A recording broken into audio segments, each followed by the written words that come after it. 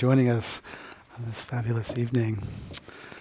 I'd like to begin today's conversation about resilience, acknowledging the Ohlone and Coast Miwok people who inhabited the Bay Area lands for 10,000 years.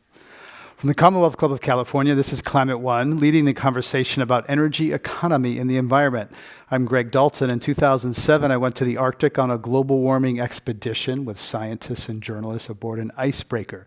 Experiencing climate change at the top of the world changed my life. And when I returned, I created Climate One as a project here at the Commonwealth Club. For the last 12 years, I've been interviewing people about all the different burning fossil fuels disrupts all the systems around us, our food system, our water system, our ecosystem, our lifestyle, and our economy. Climate changes everything. Today we're discussing preparing for and recovering from floods, fires, hurricanes, and other extreme events turbocharged by burning fossil fuels. As the disasters accumulate, costs are soaring and shifting. Here to discuss building resilience, we're pleased to have three experts.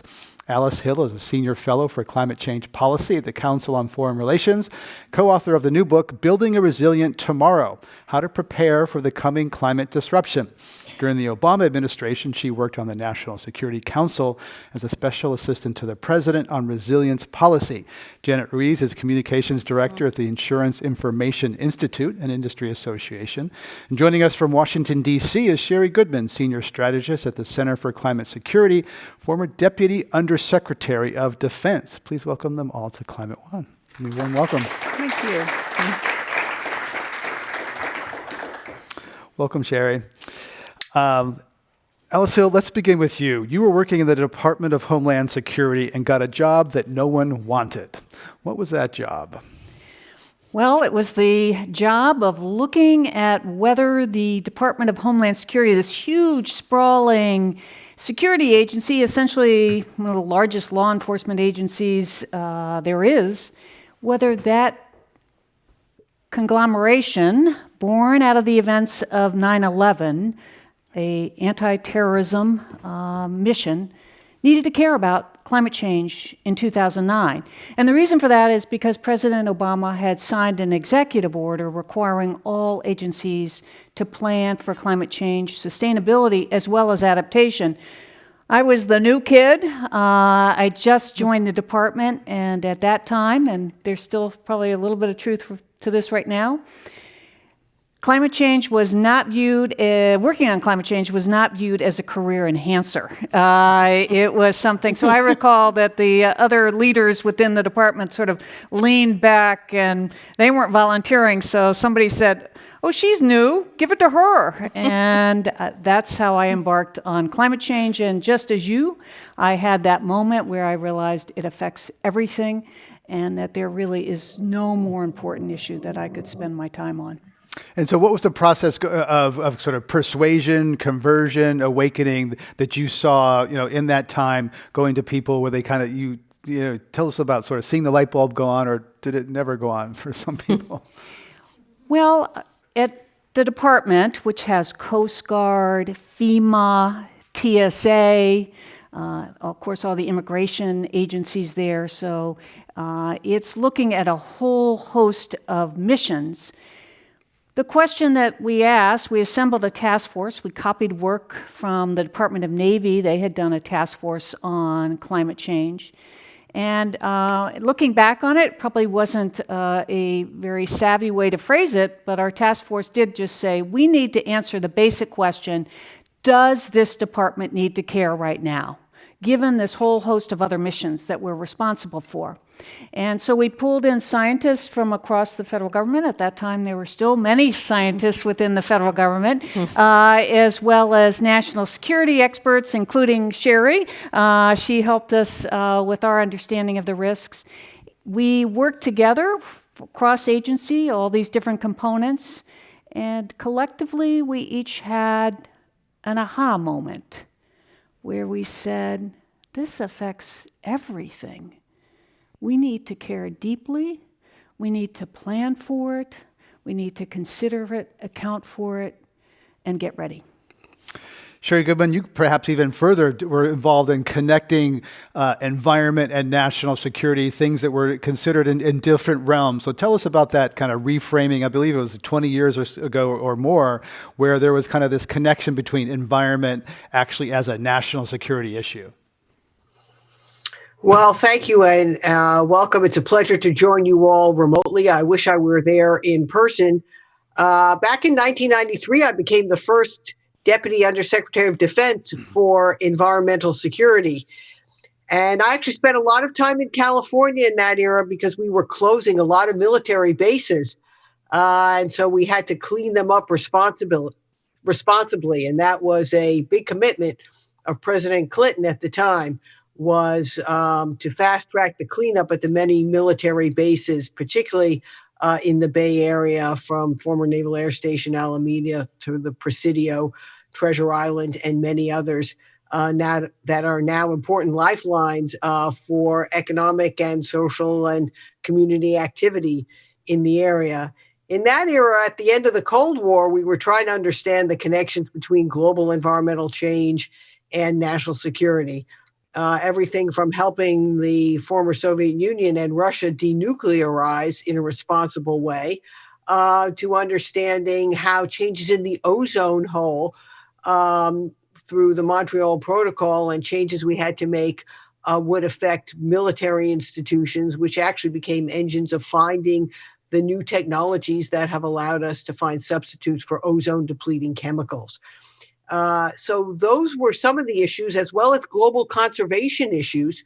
Some militaries around the world are responsible for conserving lands. In fact, the United States military has many islands of nature among many of its bases now. Think of Camp Pendleton in Southern California, which is the largest stretch of green space you'll find between Los Angeles and San Diego. And that's because it's been protected from development and now harbors many endangered species and important ecosystems. So that in many ways was the first chapter of connecting environment to security issues. The next chapter came in the 2000s when we began to understand that climate change could impact security and that there were national security implications to climate change. And that in 2007, I formed a military advisory board of retired senior military leaders working with the Center for Naval Analysis, a respected think tank in Washington. And we released in 2007 our first report on national security and the threat of climate change, where we characterize climate change as a threat multiplier for instability in fragile regions of the world. We now know, of course, that it's not only in fragile regions, but it's right here at home, where Alice has written now a very important book connecting the dots between climate change, resilience, and our homeland. Janet Ruiz, the insurance industry has been out front because it looks at data and it's kind of early on in this. So tell us when you recall kind of the industry kind of realizing, of course, that the scientific data has been around, well, for 100 years. The basic science has been known, perhaps since the 80s, since Jim Hansen really kind of made the front page of the New York Times. When did the industry really realize, like, oh, this is something that's going to affect us and really put some resources into? We gotta understand this. Well, risk is what the insurance industry is all about, right? So we're always looking at risk. We're always looking at how to manage it. We're one of the financial stabilizers of the economy because when we have catastrophes, that's what we're preparing people for. We're putting money in reserves and then paying claims and helping people recover. But I like the focus now on resilience because it's even a little broader than that. And so you asked me, when did the insurance industry start paying attention? Well, I think it's always been part of what we do. It used to be that cities like San Francisco, the whole town would burn down, or Chicago, et cetera. So it wasn't just the insurance industry, but the insurance industry had a big part in stabilizing how we manage urban fires, floods, et cetera. But, we are seeing changes in the climate. You can't deny that. And the other part of it is we also now have a lot better technology to collect data and then process it. So as an industry, we've always been huge data collectors, right? Because we know where people live, we know what their jobs are, we have all this data. But now we're able to manage it quite a bit better. And I would say the modeling for insurance, for like flood and hurricane, probably really started getting more sophisticated in the 90s after Hurricane Andrew. And so it began with hurricane, was really the one we looked at first. And as we've gone along, we've added earthquake, flood, wildfire is probably the most recent one that we've been collecting data and really been able to model as an industry.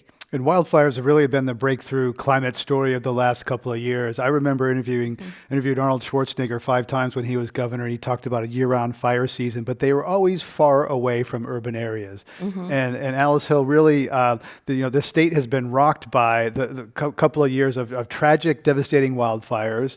The state's largest utility in bankruptcy. Rocking the governor's political situation and his ambitions and career. Right, a lot of people didn't see this coming. But you said California should have seen this coming because you looked at it when you were in the White House. Tell us what you saw from Washington, D.C., looking at California's wildfire future.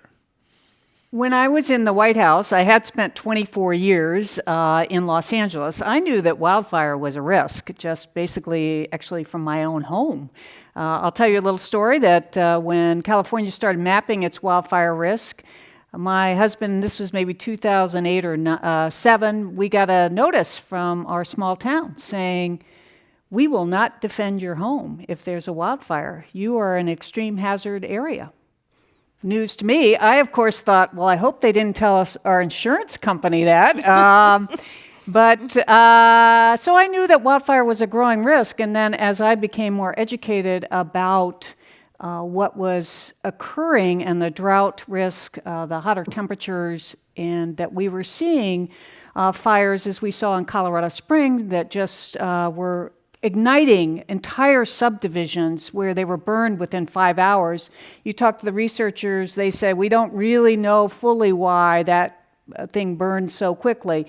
And then we convened the fire chiefs from across the nation. You may not appreciate this, but more wildfires occur on the East Coast. And what's really happening in the United States is just as we all want to live along the coast, turns out a lot of us also want to live in the mountains and the wildlands, right up next to the wildlands or right in the middle of them. And we are developing at a very rapid rate, and this is particularly true in California, homes in these areas, but those are combining with fire risk, particularly in the West. And then I learned from the fire chiefs that they know how to fight urban fires, but really have had deep expertise in that. And they know how to fight wildland fires, because we do that. But that model doesn't fit for this wildland-urban interface. And the story I remember is you have these mutual aid agreements. So California will call Oregon and say, hey, can you send a bunch of firefighters down here? We got a fire in our big forest out here. Sure, we'll be there in 24 hours. 24 hours, the subdivisions are all gone. That model doesn't work anymore. So it's clear, and they at that time requested training. They wanted more understanding of what was at risk. The research has improved, but certainly there's a lot more to learn. So California should have been better prepared than that we should have known, if that's what you're saying. I think that this is not, it was predicted. In fact, all of the climate events that we're experiencing, the scientists have been telling us. So it's really a matter of our leadership having their aha moments and realizing this is a big risk, but we have a lot of political debate here where there's some people think it's a question of belief whether these impacts are occurring, even though they're well documented. So that affects the decision making. And there's a lot of discounting of the risk because it's so unfamiliar. We tend to judge risk based on what we've experienced or someone close to us has experienced. By definition, Climate change brings ever more extreme events. So don't be surprised when you hear after every event, I've never heard of such a thing. I've never seen it in my community. That's what happens with climate change. So we're working against those cognitive biases, the political debate, and just general discounting of risk when it's on this, seems far off and unlikely to affect us. We're all optimists. We believe it won't affect us. And FEMA maps and insurance premiums, all that's rear looking. It's not looking Exactly. at the road in front of us. Sherri Goodman, I want to ask you about the Norfolk Naval Base. There's some really, that is the largest naval facility in the world, and there's been some real things there. What's going on in terms of the risk, and they're already kind of preparing and responding to climate change that's here and now at the largest naval base in the world. Well, let me start with picking up on that question by picking up where Alice left off, because, our military leaders, when we form the Military Advisory Board, and military leaders in general, are trained to anticipate risk. That's what we always, any threat that we look at around the world, whether it's nuclear, terrorist, chemical, biological, the next health pandemic, it's a risk. So what do we plan and prepare for? And, we said in general, our first chairman of the Military Advisory Board, General Sullivan, said, if we wait for 100% certainty, we know something bad is going to happen on the battlefield. Okay. And that's basically how we have to think about climate risk. All of our military leaders have had their aha moments too, and they've become to realize, many of them started as climate skeptics, but now they realize that climate is one of the most fundamental risks, which we as a society and which our military and our leadership, our national leadership, needs to prepare. So at Norfolk Naval Base, to take, and at Norfolk in general, to take an example, we have the largest complex of military facilities in the United States, perhaps in the world. We've got naval shipyards, we have a naval base, we have a NATO command, we have Coast Guard bases, and Army, and Navy, and Marine Corps, and Air Force. We have a major air combat command, and we have a NASA facility as well. So we have a large complex of facilities in an area where the seas are rising in Southern Virginia. Seas are rising, storm surges coming in. The coast is naturally sinking anyway. You have coastal inundation, storm surge, and subsidence of the land across the East Coast. So today, already in Norfolk, you have sunny day flooding that happens on a regular basis. Sunny day flooding, i.e. the skies can be blue, and there's flooding in the streets, and people can't get from their home in one part of the community onto the base or wherever they might be working. That is already a regular occurrence. I recall a Navy admiral that Alice and I both know, Ann Phillips, telling me how she was guiding a fellow, someone who lived in her neighborhood, actually, who came for a NATO mission from another country, and she had to instruct her how she was going to work around moving her car from one part of the community to another when the street was flooded where she wanted to drive. So this is happening now on a daily basis. So what is the community doing about it? Well, the shipyard is trying to raise the seawall so they can continue to do the important work of making some of our most critical military capability there. We have dry docks for nuclear submarines and for aircraft carriers. And these are some of the most fundamental tools in the military toolkit, and there are not many places. There's one East Coast shipyard, there's one West Coast shipyard. So we have to reinforce the seawalls, we have to raise the dry docks, we have to change how we manage the critical infrastructure. We have to reinforce in many ways, and we have to also think about natural infrastructure. But this is not simply for the military. It has to be done with the community. There are actually 17 local communities there. It's not just one big city. There are 17 local communities, all with their own jurisdiction, all with their own authorities. So it's a very complex task. Now, what's happening to the military? Now, on a regular basis, whenever there's an extreme storm coming up the East Coast, and there are many more of them now, many more intense, we actually have to send parts of the fleet out to sea, the ships and the aircraft, to protect them from the storm.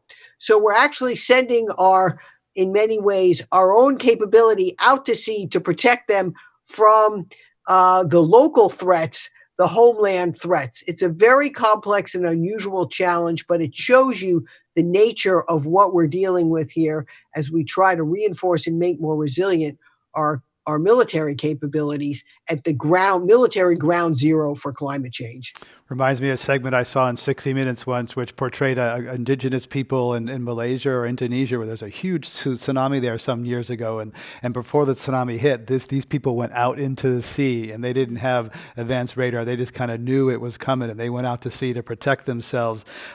Sherri Goodman, one other that gave me quite chills reading about it. You first told me about it. Offutt base in March of 2019, there was a 7-foot flood surge in the Mississippi. This is headquarters to the Strategic Air Command, the base that controls, the nuclear response deterrence of the United States. And I have this image of some movie where there's like this command center and there's like water leaking in to the place that controls nuclear weapons. It's quite eerie. Tell us what happened at Offutt and how was there operational maintenance? Was there operations put at risk by this flood? Well, there were many buildings affected. I mean, the good news is that the headquarters building and sort of the command center was a new building that had been built at higher ground. But the bad news is that there are many older buildings, as on many military bases. And those of you in the Bay Area, think of the old Presidio, the old Naval Air. You can still see some of these old bases out, Naval Air Station Alameda. There are many World War II era buildings on many military bases. They're built at lower levels of elevation. They're not reinforced. They're not resilient to floods and storms. So many of them were taken out. And, the unfortunate fact is we knew this was predicted. The analyses had been done by the military's own people to look at the likelihood of a flood of a certain magnitude if the levees weren't reinforced. But that's an expensive job, and it hadn't happened by the time of these floods. So now there was quite a bit of damage. The estimates are in the billions of dollars to repair Offutt to its original level. We have to begin, and that raises the whole question of should many of these missions, should these communities continue to occur in the same places that they have traditionally in the past if they're at risk? And how can we use our predictive analysis, our predictive tools, our capabilities to get ahead of the curve? It's one thing to know it's going to happen. It's another thing to actually take the decisions to make that infrastructure and those communities more resilient to the next storm. Alice Hill, that term is sometimes called managed retreat, whether we're not going to build in fire-prone areas, not going to build in flood-prone areas. I think the state of New Jersey passed a law today making it more difficult to raising the bar for justifying to build in certain areas. So are we in the era of managed retreat? And how does that happen? Because politicians are in the business of telling voters, you can get your house back. We're going to rebuild. We're sorry. We're going to have it like it was yesterday. Well, we will be in an area of retreat. Whether it's managed or chaotic will be up to us. And you are absolutely right. The timeline of these things is not favorable for political elected officials. Someone who is looking at a re-election campaign, first of all, probably may not want to invest money in resilience when he or she could build a community center. We find that those investments are more popular. There's an expression, NIMT, not in my term. And we see that it's often those politicians with a much deeper experience in the community and at the tail end of their careers who are willing to take on these long-term risks. So that is a challenge up front. And then, of course, managed retreat has become two dirty words. Communities have fought back vigorously. Here in California, you have a number of examples, including Del Mar, one of your most affluent beach towns, which after the Coastal Commission and their purview of looking at public access to the beach, told all coastal communities you need to at least have thought about managed retreat. Eventually, Del Mar said, we don't want to have any mention of managed retreat. And you understand that property values are at stake. And so if your home falls into that area where you may have to pull back, you might not want to talk about it because that could reduce your value. Unfortunately, the events are occurring so quickly, and we're going to see storm surge, greater on the East Coast, more intense hurricanes, on the West Coast, sea level rise causing erosion, that even if people don't choose to retreat, things are just going to fall into the sea. So if we want to keep building infrastructure to keep homes right next to the sea, we're going to pour a lot of money into places that will wash away. And so that's why it's desirable to think about a plan for how you're going to pull back and make sure that people are safe and that we don't waste money, which is really what's at stake if you think that you can keep the sea at bay on these kinds of coastlines that the United States enjoys. Janet Ruiz, is the insurance industry happy to insure those mansions on the cliff and they're going to wash into the sea and just charge high rates, or? Well, we have a lot of underwriting guidelines for coastal risks, and so we will insure the ones that adhere to those. But even in any catastrophe, one of the things that does happen quite a bit that sometimes is viewed as a bad thing by maybe local leadership, like you were talking about, is that people are able to take the money and they can move if they'd like to. So you don't have to rebuild on the property you were on. What happens is a good percentage of people do that, but the local levels don't like it because then they're losing the tax base. So what we're seeing now is communities and government looking at these issues to try and decide what does make sense. And in California, they've actually given some of the communities money to infill that tax issue so that it's okay for people to move. And when it makes sense, it's like you said, it's not managed retreat. They're retreating because they want to, but at least some of that is happening. When Jessica Sager moved into a new house in Austin, she had no idea the neighborhood had flooded many times over the years, most recently in 2013. In fact, it was on a 25-year floodplain, and the situation was so dire that the city of Austin bought out more than 50 local residents and demolished their houses. It's one of a series of buyouts Austin is conducting in flood-prone neighborhoods. The repeated destructive flooding, coupled with an exodus of residents, left an emotional hole in Sager's new community. Her idea was to reuse some of the newly vacant land to bring people back together. There was a sense of helplessness about the flooding itself, a sense of sadness about seeing the neighborhood slowly become demolished. And there was this one stretch in particular just down from my house that I would pass literally every day. It was across the street from the creek side. And it was a corner lot, this big open space, so that this beautiful mulberry tree.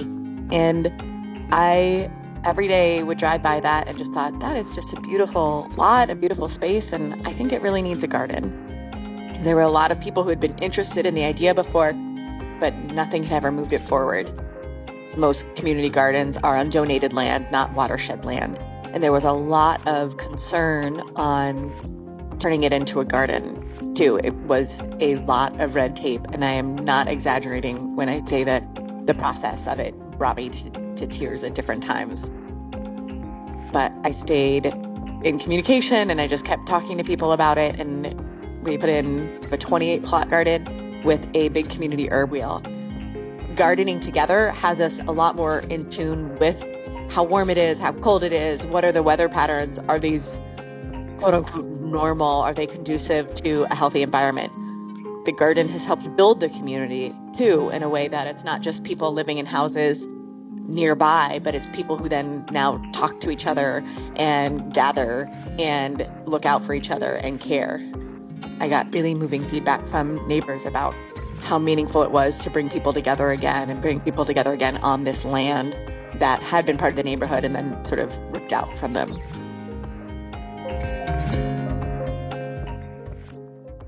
Sager, who helped create the Heartwood Community Garden in Austin, Texas. Alice Hill, there's 2 points there I want to pull out. One is the importance of connectedness in communities after a tragedy or trauma. And number 2, the buyouts of the government coming in and just buying land. Are we going to see more of that? And where's the money going to come from?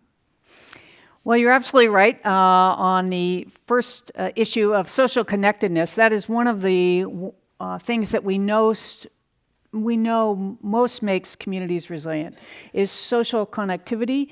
This is really on display when you have extreme heat events, which we are experiencing already and we will experience more of. When you look at the excess deaths, the people who die as a result of suffering through an extreme heat event, we know that those who are connected to their community are much less likely to die. It's the socially isolated, people living alone, the elderly who die, or those communities that don't have the kind of opportunity to share together, as we've just heard about. The question on the buyouts is going to be a very difficult one for the nation. It is, right now, these buyouts are often largely funded through federal taxpayer dollars, and they are done on a voluntary basis. So, for example, in New Jersey, after Sandy, they had the Blue Acres problem. And when you Blue Acres program, but it did turn into a problem. Chris Christie had promised that he was just going to take care of all that land, get rid of the homes that had flooded, and open green space. Well, if you have a voluntary program, there are a lot of people who don't want to move. And that's understandable. There's emotional attachment to your house. Maybe you raised your family, you've been there forever.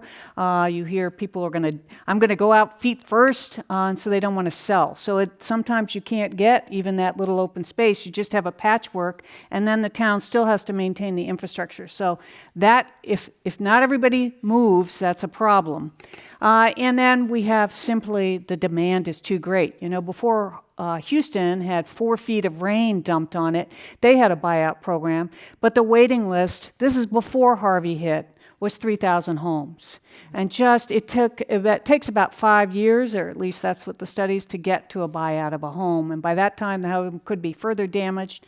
And then if we're going to buy it out at pre-damage prices, that gets to be pretty expensive. Canada has an interesting program. They have a one and done. You get $250,000. You can decide to leave or not, but the next time your house floods, that's it. And that's important for us here because a lot of our flood insurance is through the federal government. And that program is deep in the hole, over $20 billion having been replenished over and over again by the federal government. And we still insure homes in the floodplain that repeatedly flood. Plus, we're insuring new development in the floodplain. I'm talking about floodplains of 100 years, which is probably getting closer to 1 in 25 years. We're still, as taxpayers, subsidizing that. So we have a lot of issues about how do we pull out of investment in development, and then how do we do this equitably so that the people in Missouri aren't funding all the coasts that need to be bought out. And plus, we may need buyouts in wildland fire areas because some of those areas that have burned will burn again. We don't have a building code that makes sure they won't burn, the houses won't burn. We may have to also develop programs to get people out of those very high-risk areas. Janet Ruiz, Answers aren't easy. Janet Ruiz, what are some tips for homeowners who are in wildfire risk areas? What are some basic things that people can do and should do to manage their risk? That's a great question. There are many things that people can do, and I'm pleased that now all the industries are coming together to simplify the messaging and make it consistent. So, there's home hardening, there's land clearing. We see the fire services doing more preventative work. They have more money to do that now rather than just, putting fires out. And we see programs like, say, Boulder, Colorado put together the Wildfire Partners program. It has the insurance industry, the realtors, the utilities, the government leadership, all talking to each other to help people work as a community. And like Alice mentioned, it is all about communities working together. Yes, I'm responsible for my home, and yes, I live in a fire-wise community. But I'm also responsible to work in my community because if I'm the only home that's fire resistant, I have a less chance of surviving a wildfire. So I think that those are the things that you can do, but really paying attention and working in your community. The insurance industry supports the Insurance Institute for Business and Home Safety, ibhs.org, and they have all the good tips on how embers travel and what you can do to prepare your home. And then we also support the FireWise program, which is a national program, because as we heard earlier, it's not just the West that burns. And then fire safe councils are also in the community. So check in your community and see what's available. I spoke to a woman from Santa Cruz County today, and they're looking to put together some type of a program similar to the Boulder, Colorado program. If you're just joining us, we're talking about resilience in the age of climate change with Alice Hill, co-author of the new book, Building a Resilient Tomorrow, How to Prepare for the Coming Climate Disruption. She's a former staffer on the National Security Council in the Obama administration. And Sherri Goodman, senior strategist at the Center for Climate and Security, and Janet Ruiz, communications director at the Insurance Information Institute.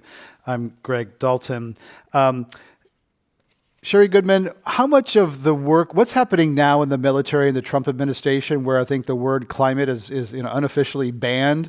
Is there kind of quiet under the radar work going on these things, or is it using different language? What's going on? Because the military in many ways, the Navy in particular, was leading for a while. What's happening now? Well, the military is still doing a lot to protect both its bases, its infrastructure. It's rebuilding at Offutt. It's rebuilding at Tyndall Air Force Base in Florida, which got severely damaged in Hurricane Michael last year. It's rebuilding at Camp Lejeune, which also got damaged in Hurricane Florence. And it's reassessing how it operates. I mean, some of our bases overseas, like Diego Garcia, which is a critical facility in the Indian Ocean, from which we dispatch naval and air assets into the Middle East and other theaters of war today and every day, could be underwater within the next decade or so.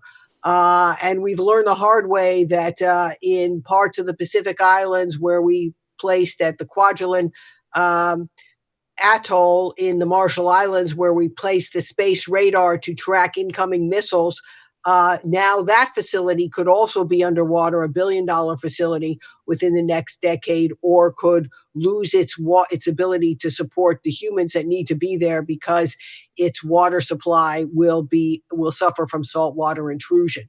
So there's a lot of work going on to understand those risks and reposition our forces to, we found that in the last 5 years or so, we're actually having to deploy our military to support civilian and homeland security activities in the U.S., like those hurricanes I mentioned on the East Coast. Think of Hurricane Harvey and all the hurricanes that have hit Florida and Puerto Rico.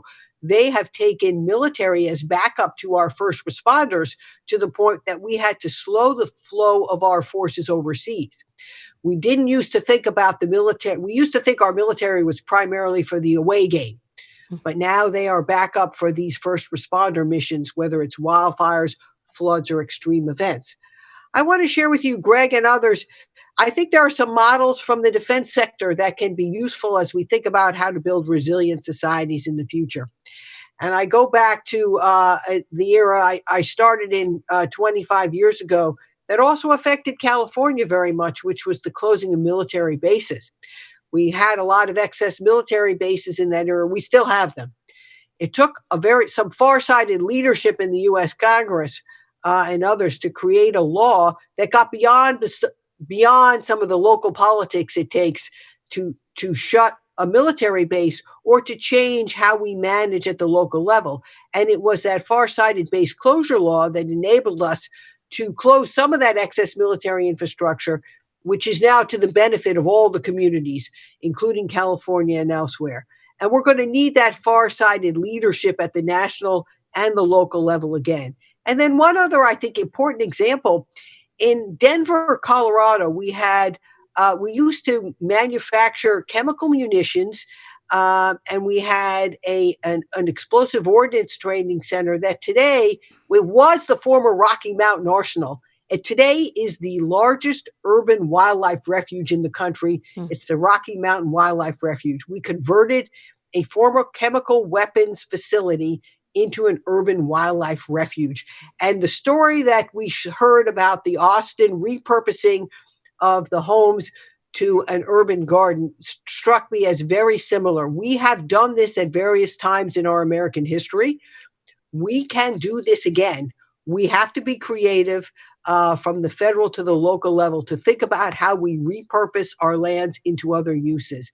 And finally, on the wildfire front, I'd say that the military has long thought about how to do controlled burns on military lands, because if you don't manage the wildfire, the ecosystem, many ecosystems, as Alice pointed out, on the East Coast, they burn regularly. And if we have a lot of training ranges in southeastern U.S. and also in the Southwest and in the Northwest that are at risk of burning, and the military has long used control burn techniques in conjunction with conservation organizations to manage for healthy ecosystems that also allow for the training to continue.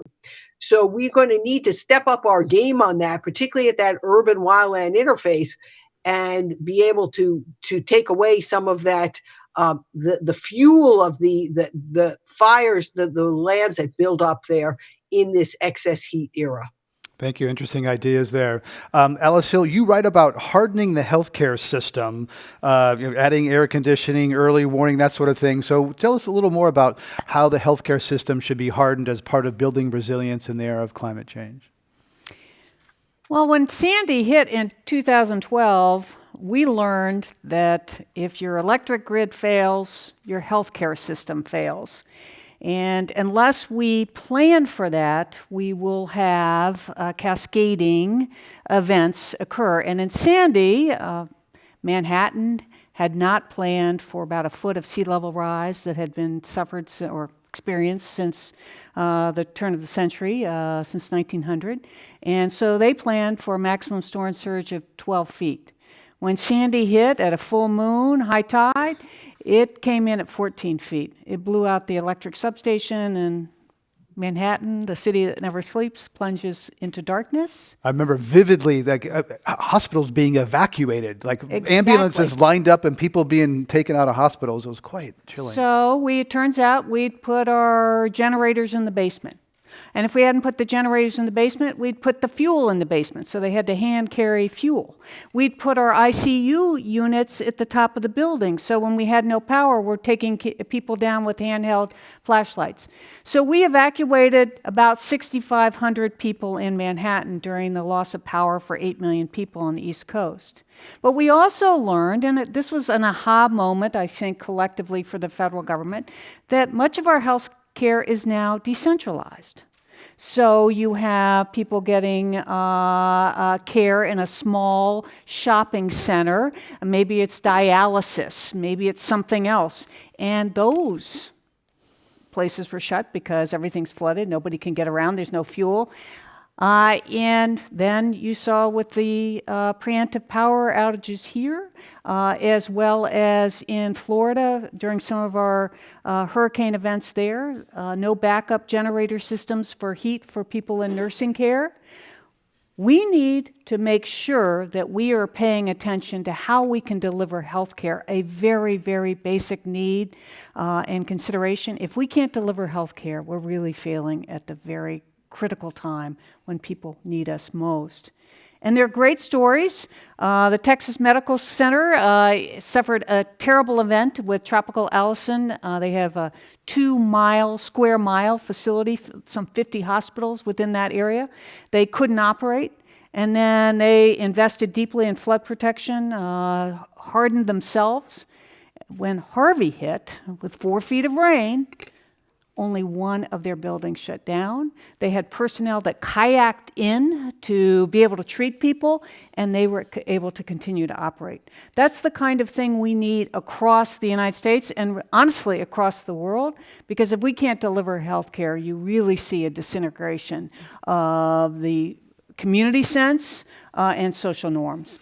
I always think of the Cajun Navy. You know, there's a lot of pain in this thinking about these climate things, but every time the Cajun Navy, rides and those people, those heroic, you see them pulling elderly people out of their homes, putting in their boat. And the Cajun Navy that's the bright side of these things when people come together. Alice Hill, another thing that was really interesting in your book is you talk about gender inequality and how people in the Philippines and Indonesia, there's a couple of studies about what happens to girls early in life, depending on when they're born. Tell us about gender inequality and climate resilience. Well, we know that in many societies, girls are the last to eat and given fewer resources. And this becomes particularly acute when you have these extreme events. And the girls may be fed during the extreme events, but in the subsequent years, as either crops are disrupted or the fisheries are down or whatever's happened, the girls suffer. And so they suffer from stunting, and they just simply don't have the same opportunities as before. With all of the climate change impacts, they will hit the most vulnerable hardest. They have the least means, the fewest resources to deal with what's ahead. And that has to remain a focus as we go forward. A focus within our own nation, but also the nations that will suffer almost the most. It's not like these impacts come in evenly. It's a geographic lottery. There are some places that will suffer a lot more, and they all happen to be very poor areas in the world that ironically have had nothing to do with the carbon emissions that are causing all of this. But we need to pay attention to them. Obviously, it's the right thing to do, and there'll be great suffering. And there are also national security reasons to make sure that we're helping these communities so that they can thrive at home and are not subject to insurgents recruiting them, terrorists recruiting them, which we have seen in certain areas as resources become constricted. So we know there'll be gender inequality in terms when resources are reduced. Women often are the fetchers of water. They'll have to go further. They're more vulnerable. In an acute event, we see human rights violations, human trafficking occurs. People need help, and often it's women and girls who are trafficked first. So many issues for us to examine, and gender has to be one of the lenses that we place on what we do about climate change.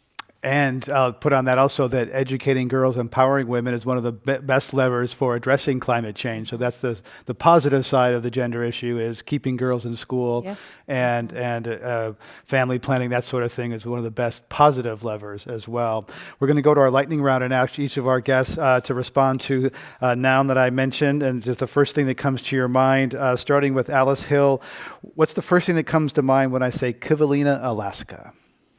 Kivalina, Alaska is a small community on the west coast of Alaska that has been slipping into the sea and has needed resources to move inland. It's very expensive to move in Alaska, and it costs an estimate about $1 million a villager, up to $1 million a villager. So they've been looking for that. But they were also a village that sued ExxonMobil, one of the very first lawsuits seeking a remedy for the damage that they were suffering as a result of climate change. That lawsuit was not successful and has been used in subsequent litigation as a marker for why there has not been recovery yet against fossil fuel companies for emissions that have resulted from the sale of fossil fuels. Janet Ruiz, what's the first thing, the first one sentence that comes to mind when I mention California Insurance Commissioner Ricardo Lara, the state's top regulator overseeing $310 billion in insurance premiums?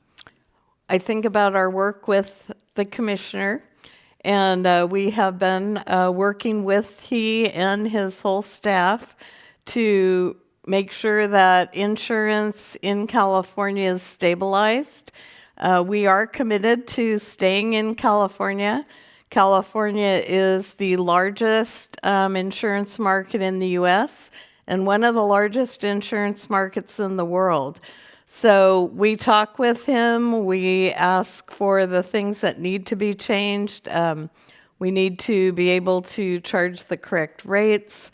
They've been a little bit kept artificially low in California.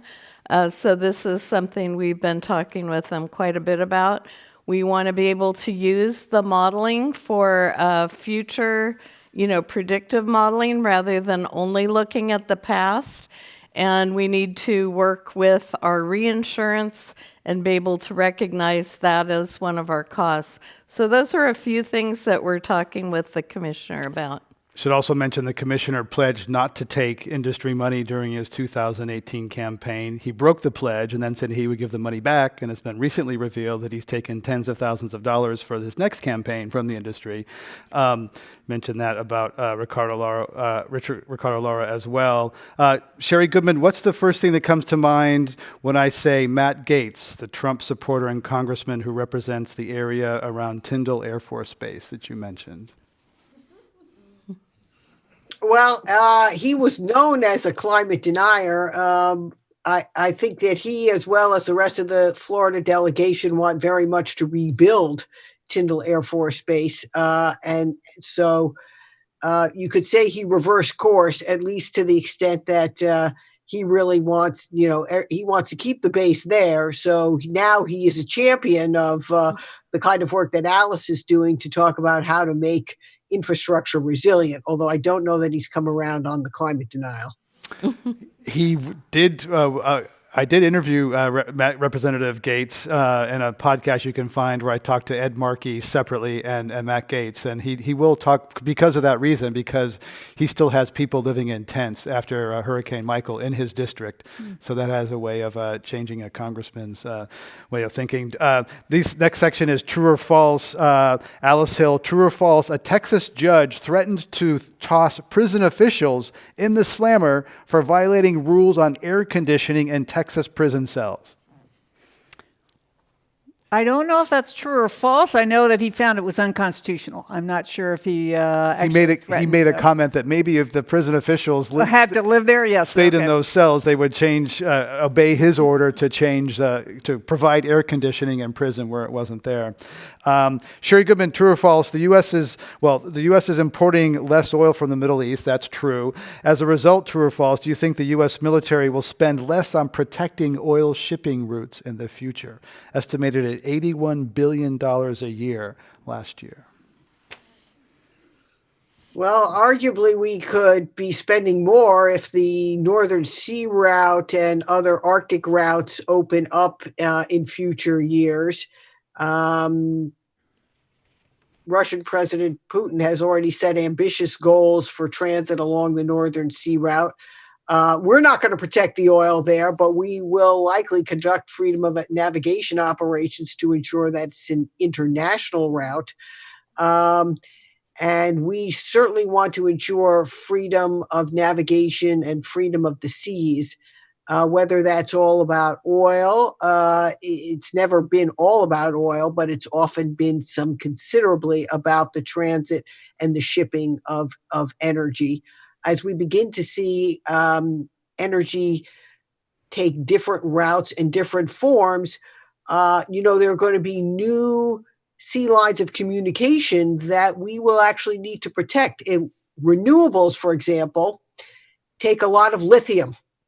And lithium is found in certain countries in the world, particularly in South America. In other countries, we could... Afghanistan, there's a lot of it. Afghanistan, we're going to see some new shipping. They're not all going to be sea lanes, but they're going to be new routes that are going to open up, that are become strategically important for resourcing the energy we need in the future. Another reason to keep those troops there even longer. Alice Hill, true or false? Immigration and Customs Enforcement Agency is full of people who signed up to be Rambo and instead are being asked to play Mother Teresa. Well, I would say that's false. I think that they are given a difficult task. When I was at the Department of Homeland Security, we were dealing with the first wave of immigrant children coming to the United States from the Northern Triangle, the Honduras, Nicaragua, and Guatemala. One of the things that we looked at was whether we could identify a climate change nexus to that flow of immigration, which we have seen and has continued with a few ebbs and flows. But it's difficult. We didn't find the migrants themselves identifying this risk, but certainly as we've looked more closely at the drought that those areas have suffered, their dependency on the coffee crop and the devastation caused by coffee rust, those challenges act as a threat multiplier and contribute to the drive to move northward in search of a better future. We will certainly see a lot more of this as conditions worsen on our globe. World Bank has estimated that 140 million people will be displaced by 2040, and we really could see unprecedented migration, and we need a plan. That number is hard for me to even absorb. Janet Ruiz, last one. True or false, fossil fuel companies could buy insurance to protect them against lawsuits holding them accountable for their contribution to climate disruption? There's probably some truth to that, but I don't think that's the overall picture. So mostly fossil fuel companies buy insurance for their liabilities. We do need some for energy, but one of the things the Department of Insurance in California did was ask the insurance companies to reduce their investment in fossil fuels, and that actually is taking place. One of the San Francisco-based companies actually is funding, and now I'm trying to think of the name of the group, but it is a renewable energy type group. So there's a lot of change in the industry on the fossil fuel investments and insurance. We're going to invite your participation. A few minutes left that we have. Go to the microphone there. If you have one-part question, you can briefly identify yourself and ask a question to one of our guests. SK may organize the list, the line there. And you can just briefly state your name and question, and short is beautiful. Welcome to Climate One. Thank you. I was waiting to be short. Janet, this is a question for you. I'm wondering what Larry Fink, CEO of BlackRock's recent letter, BlackRock $7 trillion in assets, basically, under management. What that's going to do to business, and what that's going to do to the insurance industry in particular, because what he said is climate risk is financial risk, and that BlackRock is going to put into effect a whole ESG screening for all their investments going forward. Environmental, social, and governance, ESG. That created, yes, Alice Hill. Or yes, to Janet. Yeah, to Janet. Yes. So that is, financial risk is important. Insurance is one of the stabilizers. So, we have to work with that and understand it and try to, put that into place moving forward. But, the financial risk is acute, and we all depend on financial stability. Next question, welcome. Thank you. Hi, I'm Kylie Flanagan. Janet, another question for you. As the insurance industry navigates its role in managed retreat and responsible land use, how is it ensuring that the most vulnerable populations with the fewest financial and social resources to lean on aren't the most deeply impacted by escalating insurance rates and evolving insurance coverage? You know, the insurance industry, the rates that we charge are usually based on, you know, what the economy is doing. So what we saw in the recent catastrophes, whether it be California or the East Coast or, you know, in between hail, what we're seeing is on the property side, it's building costs. The land is taken into consideration. On the automobile side, it's the amount of cost to repair vehicles or the amount of medical, you know, when you're in a car crash. So all those things affect how we have to charge. So we are actually working in all those industries and with those industries side by side to say, how can we do this better?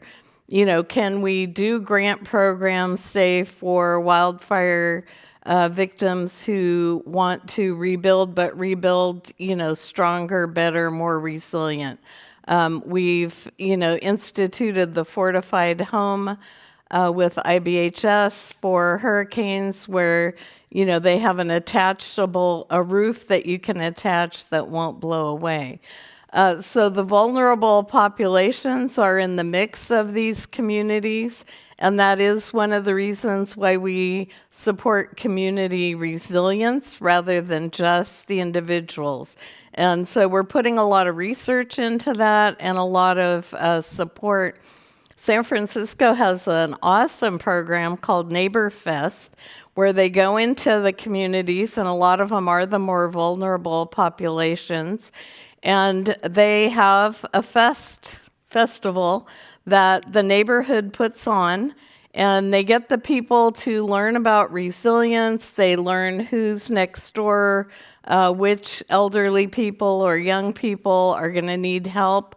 One of the concepts now, especially in the realm of earthquake, is sheltering in place. So you're not always going to get to evacuate, and earthquake is one of them where you may not. So this Neighbor Fest concept has been so successful, and it came out of the San Francisco Emergency Management Department, that now they're going to many other counties and putting that in place. So these are the types of things that really help the vulnerable population. So it's not all about just, you know, one homeowner paying their insurance or one business owner buying their insurance policy, but really working as a community to support each other. Next question, welcome. I'm John Kelly. My question's for Alice and Sherri. I think this building that we're in right now tonight is probably less than 10 feet above sea level. And one of the facilities that is all over the country is municipal water facilities. I was wondering if the two of you could comment upon the unique threats that global warming poses to municipal water facilities and what communities should be doing to increase resilience for those specific types of facilities. Well, wastewater treatment and water treatment plants are at great risk, John, because many of those are right at sea level. We saw with Sandy, when we lost power, another aha, was that the wastewater treatment plants, because they couldn't pump and for a variety of reasons, they just overflowed. And that went straight into the rivers, billions of gallons of untreated water, and that flooded into the streets of Manhattan, flooded their tunnels. Very serious problem. And we do not have solutions. A lot of these facilities were built a long time ago. One of our largest challenges that we have right now is that our infrastructure is not resilient. It's already graded at D+ or something by the American Society of Civil Engineers, and we do not have building standards that require it to be raised at the moment. FEMA is trying to work with communities to get them to do a better job. So we have plenty of examples. The bridge right outside is an example where after the earthquake, state of California funded that, but they decided not to plan for sea level rise. So I think as of 2 years ago, for the toll booths, you need $17 million of remediation. You can find examples of recent infrastructure across the United States, including wastewater treatment, particularly, that is not resilient. And then when you get into the wildfires, where we're storing a lot of water that's for drinking purposes, and you get the landslides, these areas are very vulnerable for serious disruption as a result of cascading impacts. Sherri, Absolutely, we need to look at these issues. Sherri, any more optimism from your side? Well, we have the same problem in Washington, D.C. of combined sewer overflow. We've had that even before the climate era in which we now live in. Now it's worse, although there have been some investments to improve the infrastructure for water treatment here. I'd say the good news, we can look around the world. There are some countries, Israel, for example, is a country that has always thought about water as an important strategic and national asset. And one of the ways it's done that, which we will never have, because we've decentralized management of water. But what Israel's done is they use a lot of recycled water, much more recycled water in their agricultural and other sector than we do in the United States. And we can reduce some of our water challenges as our lands become drier and more subject to drought by moving towards more recycled water for a greater variety of uses. Thank you. Next question. Hi, Carol DiBenedetto. I'm with water.org. We build resilience in water around the world. So my question is, what can we learn from the ozone example in terms of political will and building the long-term thinking that we need to get through these problems? And also, who are the players globally that are doing resilience well, from your opinion? Ellis Hill? So I think the ozone example under President Reagan is quite inspirational. If you hear George Shultz tell the story, it was really Reagan saying that he was going to do something. Political leadership matters, and right now we have a political party that is not engaging deeply on the issue of climate change, which puts us at a disadvantage. So I think we should all be talking about climate change all the time, although I will say my family puts me on a timer because I'm so passionate about it. But most Americans report something like over 60% say they rarely talk about climate change with anyone. And given the range of risks that we have to build political will on this immediately. And I've forgotten what your other question was. We'll get to, you can ask that afterwards. We've got one last question. We're at the end of time.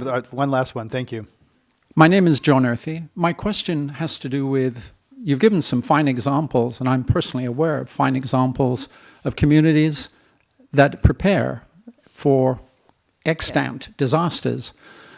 But I'm concerned about the people sitting in this room, including me at the individual level. I am aware, having been involved in data as recent as 2019 nationally, that at the individual level, individual preparedness, the needle hasn't ticked up much, whether it's through Homeland Security programs, FEMA programs, individual awareness. People are overwhelmed with everyday life. My question to you is, get a kit, make a plan, be informed, is fatigued. It's flat. How do we do a better job of socially normalizing people like me and the people in this room at the individual level to be better prepared? Because in the end, it's they that are the ones that will be confronted. I'll Janet start Ruiz. that. I think one of the things that we're fortunate to have now that is making a difference is technology and things like apps. So if you use your smartphone, I know all my kids, grandkids do, they are much more prone if it's on an app and it's simplified. So one of the programs we're working on at the Insurance Information Institute is a resilience program for all types of catastrophes. We're working with FEMA, IBHS, and several other partners to make it so that you, as an individual, can put your address in.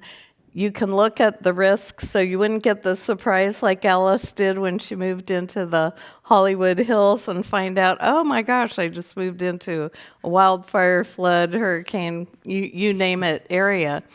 And then what are some things that you as an individual can do, and how much would it cost? And are there grants available? And how do you get those? So, while you said that basic message falls flat, and you also rightly said because it can get overwhelming. So what we need is using technology for good, things like an app, information on the internet, but personalized so that you can decide and look at what is my risk? How am I going to manage my particular risk? Because if you do it, then you can help the community. But if you're not doing it, you're not going to be working in the community. So it's like Blue Apron for home preparedness. Is what okay. Yeah, I like that. That's a good analogy. Well, I think the point is very well taken. We've had a major shift in the United States in the last 70 years.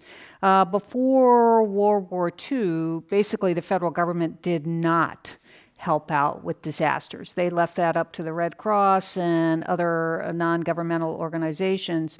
In 1955, for Hurricane Diane, they paid about 3% of the cost of damages.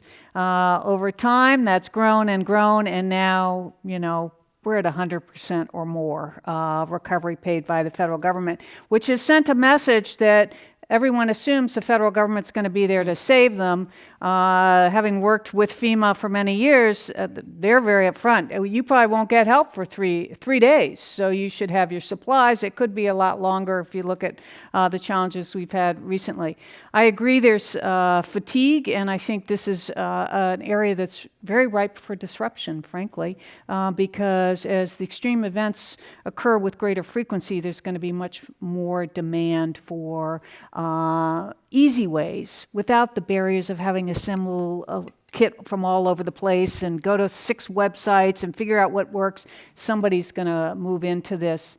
And just to the question of who's doing it well, we do see a number of communities across the globe that are handling this. Of course, the Dutch are always brought up because they are the world's best engineers, and they planned for the 1 in 10,000 year flood. They say they would plan for the 1 in 100,000 year flood because it's an existential threat to them. And then you'll see very creative engineering solutions in Kuala Lumpur. They built a tunnel underneath that is for rush hour, but if they're flooding, they can just open up the gates and flood that so it's not flood all over the place.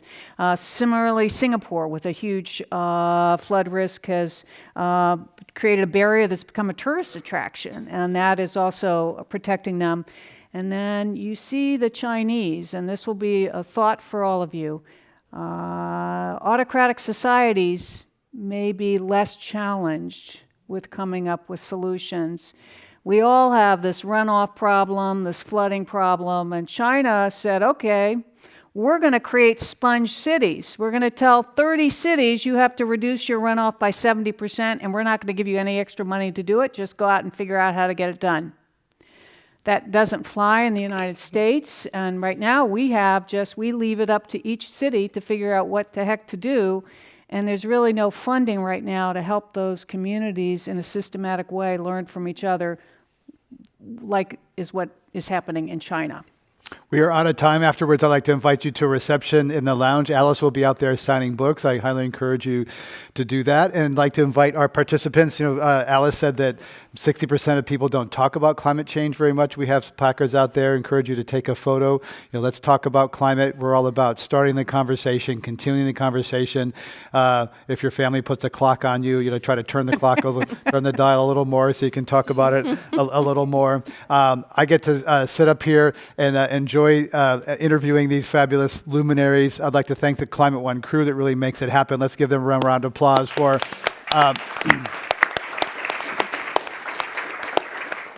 We've been talking about We've been talking about preparing and paying for the rising impacts of climate-fueled floods, fires, droughts, and other severe impacts. Coastal cities are scrambling to protect themselves from rising seas. Neighborhoods along rivers are grappling with erratic and rising floods. And western states are coping with epic wildfires. All that's causing major disruption in how risks and costs are distributed across communities. We've been talking about how we're going to pay for that. I'm Greg Dalton. My guests were Alice Hill, co-author of Building a Resilient Tomorrow, How to Prepare for the Coming Climate Disruption. She's a former staffer on the National Security Council during the Obama administration. Sherri Goodman, senior strategist at the Center for Climate and Security, and former deputy undersecretary of defense, the first one for environmental security. And Janet Ruiz is communications director at the Insurance Information Institute and an industry association. Podcasts of this and other Climate One shows are available wherever you get your pods. Please help us get more people talking about climate by giving us a rating or review. Our thanks to you for joining us. We'll see you next time, everybody. Thank you, Sherri. Thank you.